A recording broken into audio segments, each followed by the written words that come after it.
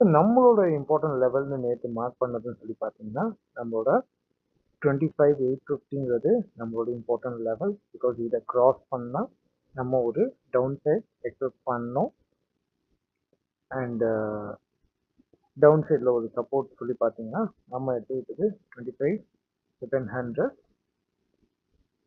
Otherwise market வந்துட்டு இந்த இன்பிட்வீனில் தான் ரேஞ்ச் ஆகும் அப்படின்னு சொல்லிட்டு நம்ம மார்க் பண்ணியிருந்தோம்.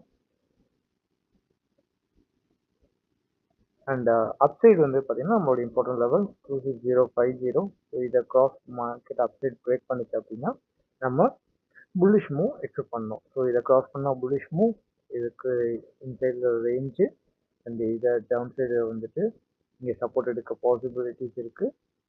அண்டு இதை பிரேக் பண்ணால் பியரிஷ், அண்ட் இங்கே நமக்கு பியரிஷ். ஸோ இதுதான் நம்மளோட நேத்தோட நம்மளோட செட்டப். ஸோ மார்க்கெட் இன்னைக்கு ஓப்பன் ஆனதே இன்சைடில் ஒரு கேப் டவுனில் நேற்று எக்ஸாக்டாக இங்கே போய் டேப் ஆகிட்டு இங்கே கேப் டவுனில் ஓப்பன் ஆச்சு market. And full and full market ரேஞ்சில் க்ளோஸ் பண்ணி நம்மளோட 25,850 மார்க்கெட் இன்னைக்கு க்ளோஸ் பண்ணியிருக்கு. ஸோ நாளைக்கு நம்மளோட இம்பார்ட்டன்ட் லெவல் சேம் தான்.